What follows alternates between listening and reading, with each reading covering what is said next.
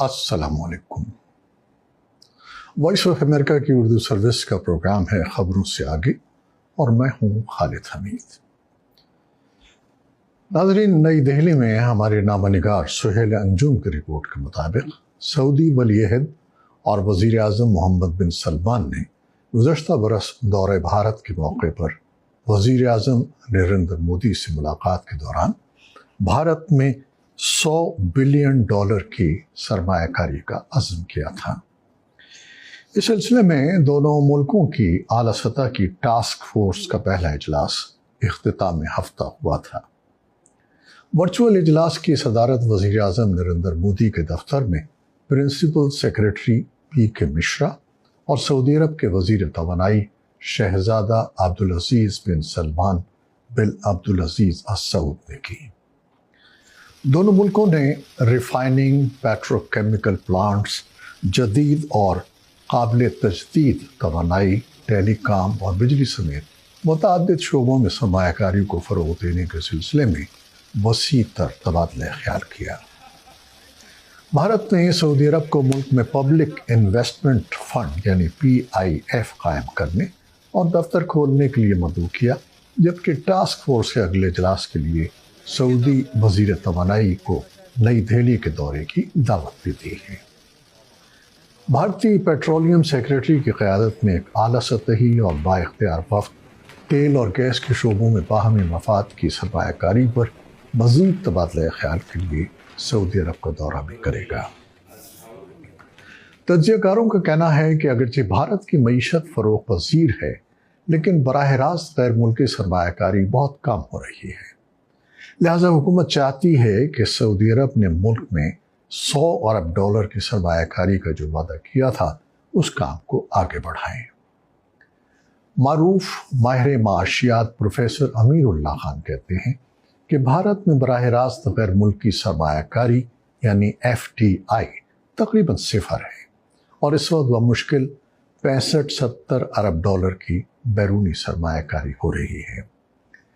ان کے بقول بیرونی سرمایہ کاری میں گزشتہ ایک دہائی کے دوران کمی کا جو سلسلہ شروع ہوا تھا، کورونا وبا کے بعد اس میں مزید تیزی آئی ہے، جس کی ایک وجہ سیاسی ماحول میں تبدیلی بھی ہے۔ ان کے بقول یوکرین جنگ اور یورپین بازاروں میں مندی کی وجہ سے بھی بیرونی سرمایہ کاری میں کمی ہوئی ہے، لہذا بھارت ان ملکوں کی تلاش میں ہے جہاں سے FDI آ سکے۔ امیر اللہ خان کے مطابق بھارت خام تیل عراق سے درآمد کرتا تھا، لیکن حالات کی خرابی کی وجہ سے ایران سے تیل درآمد کیا جانے لگا اور اب بھارت کی نظر سعودی عرب پر لگی ہوئی ہے۔ محمد بن سلمان کے دورہ نئی دہلی کے دوران سعودی عرب نے بھارت میں $100 ارب کی سرمایہ کاری کے طویل مدتی منصوبے کو تیز کرنے کے اقدامات کا خاکہ پیش کیا تھا۔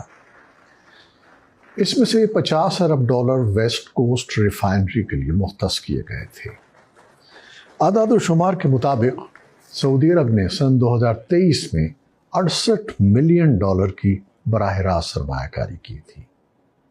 ریاض میں واقع بھارتی سفارت خانے کی ویب سائٹ کے مطابق سن 2016 سے سن 2019 کے درمیان سعودی عرب سے بھارت کی درآمدات $42.3 ارب اور برآمدات $10.72 ارب تک تھی۔ ویب سائٹ کے مطابق حالیہ برسوں میں سعودی عرب میں بھارت کی سرمایہ کاری میں اضافہ ہوا ہے اور اس وقت وہ $2 ارب ہے۔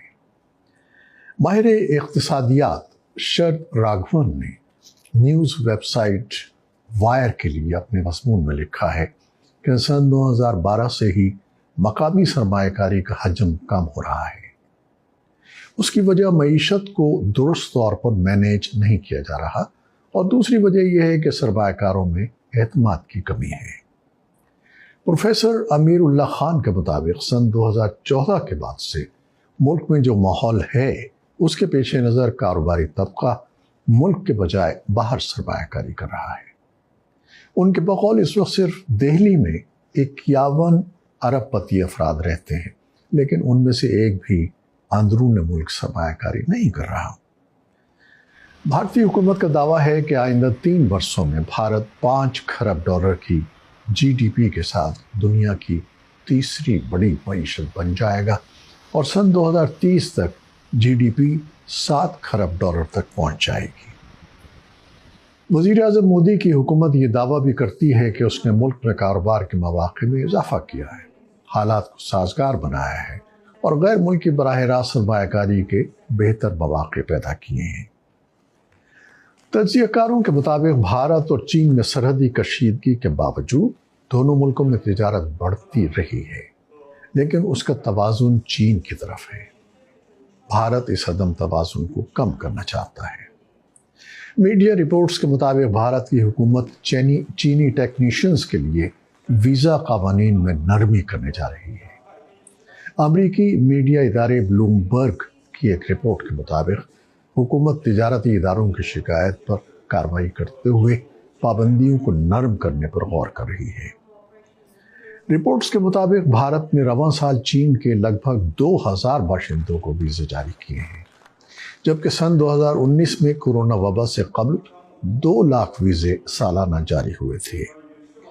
تجارتی کمپنیوں کا کہنا ہے کہ حکومت کی جانب سے عائد پابندیوں کی وجہ سے چینی ٹیکنیشینز بھارت نہیں آ رہے ہیں۔ اگر یہ سلسلہ جاری رہا تو بھارت کے ایک مینوفیکچرنگ مرکز بننے میں رکاوٹ پیدا ہوگی۔ مبصرین کے مطابق وزیر اعظم نریندر مودی بھارت کو چین کے متبادل مینوفیکچرنگ مرکز میں بدلنا چاہتے ہیں، جس کے لیے ایپل جیسی الیکٹرانک کمپنیوں نے حالیہ برسوں میں بھارت میں پیداواری مراکز قائم کیے ہیں۔ اقتصادی امور کے سینئر تجزیہ کار جاوید عالم خان کا کہنا ہے کہ اگر بھارت مینوفیکچرنگ کا مرکز بننا چاہتا ہے تو اس کے لیے ضروری ہے کہ ساز و سامان، افرادی قوت اور ٹیکنالوجی حاصل کی جائے۔ وائس آف امریکہ سے گفتگو میں ان کا کہنا تھا کہ اگر بھارت مذکورہ فیصلہ کرتا ہے اور چینی ٹیکنیشینز کے ویزوں میں اضافہ کرتا ہے تو اس کا خیر مقدم کیا جانا چاہیے۔ ان کے بقول اس سے بھارت کا مینوفیکچرنگ شعبہ کافی فروغ پا سکتا ہے۔ اس کے ساتھ ساتھ باہمی تجارت میں بھی مزید اضافہ ہو سکتا ہے، لیکن ان کا یہ بھی کہنا ہے کہ فریقین کے درمیان تجارت جتنی زیادہ بڑھے گی، بھارت کا تجارتی خسارہ بھی اتنا ہی زیادہ بڑھے گا۔ اس وقت چین کے ساتھ بھارت کا تجارتی خسارہ بہت زیادہ ہے۔ اس کی وجہ یہ ہے کہ چین کے ساتھ برآمدات کم اور درآمدات زیادہ ہیں۔ پروفیسر امیر اللہ خان کے مطابق بھارت چین کا توڑ چاہتا ہے اور وزیر اعظم مودی کی حکومت کے خیال میں سعودی عرب اس سلسلے میں مددگار ثابت ہو سکتا ہے۔ ان کے بقول بھارت میں سعودی عرب کی سرمایہ کاری میں دونوں ملکوں کی دلچسپی ہے اور دونوں کی ضرورت بھی ہے۔ تو ناظرین، آپ نے غور کیا کہ باہمی اور ملکی مفاد دو مختلف عقائد، مذاہب اور ثقافت رکھنے والے ملکوں کو بھی کس طرح قریب لے آتے ہیں۔ تو اصل مقصد معیشت کی بحالی اور کاروبار ہے، اور یہی اس دنیا کا قاعدہ اور دستور ہے۔ آپ کیا کہیں گے اس بارے میں؟ رائے دیجیے گا۔ خدا حافظ۔